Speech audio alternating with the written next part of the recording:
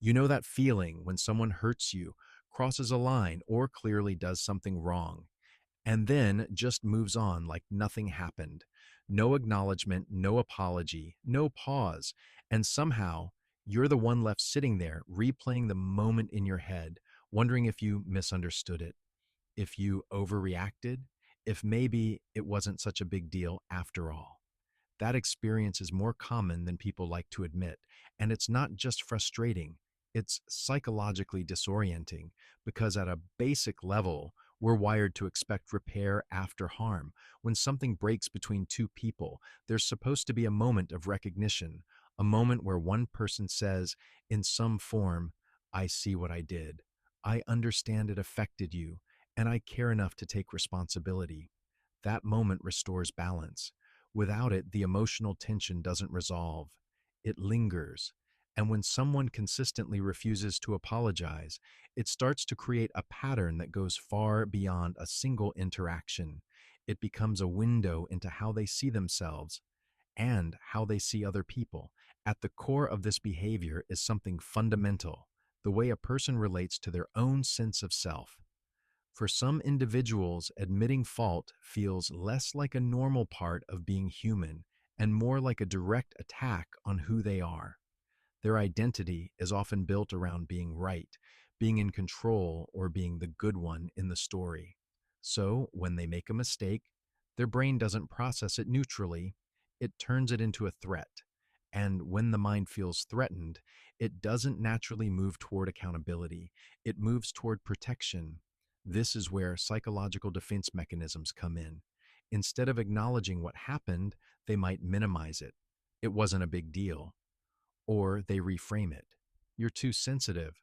Or they shift the blame entirely. Well, you made me do that. These aren't random reactions. They're strategies, often unconscious, designed to protect their self image from cracking. Because once that image cracks, something deeper can surface shame. And for some people, shame is not just uncomfortable, it's intolerable.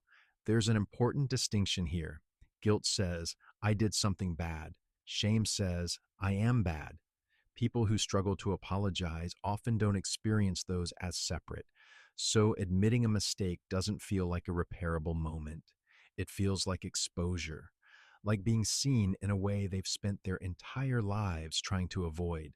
And when someone has learned, usually very early on, that being wrong leads to rejection, punishment, or humiliation, they adapt.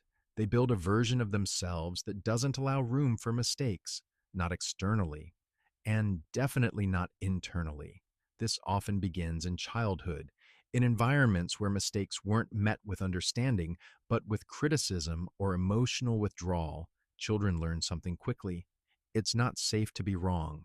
So instead of developing accountability, they develop avoidance. Instead of learning how to repair, they learn how to defend. And those patterns don't just disappear with age, they evolve. They become more subtle, more sophisticated, but the core remains the same. Avoid the feeling at all costs. Another layer to this is control. For some people, apologizing feels like giving up power. It places them in a vulnerable position. It means admitting that someone else's experience matters as much as their own. And if they've built their identity around dominance, control, or always having the upper hand, that's a position they instinctively resist. So instead, they stay rigid, they double down, even when it's obvious to everyone else that an apology is warranted.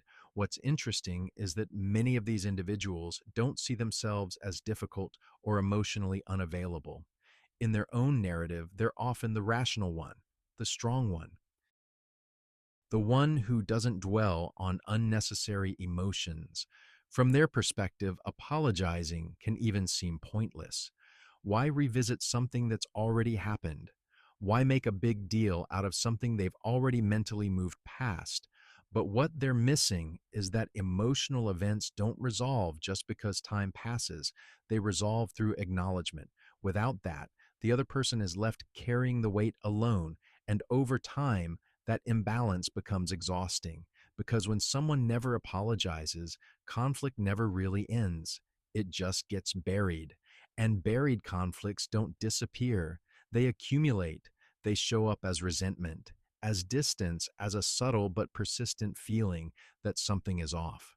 There's also a cognitive aspect to this behavior. Some people have a strong bias towards self justification. Once they've made a decision or taken an action, their mind automatically starts building a case for why it was the right thing to do, even if objectively it wasn't.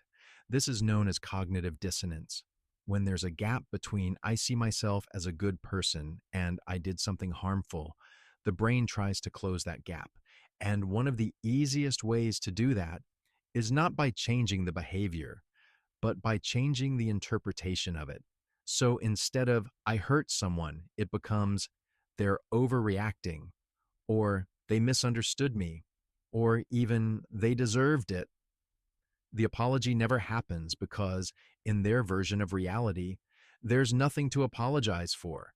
And the more often this pattern repeats, the more ingrained it becomes. Over time, it turns into a default response, not because they're consciously choosing to avoid responsibility every time, but because their mind has been trained to protect them from discomfort automatically.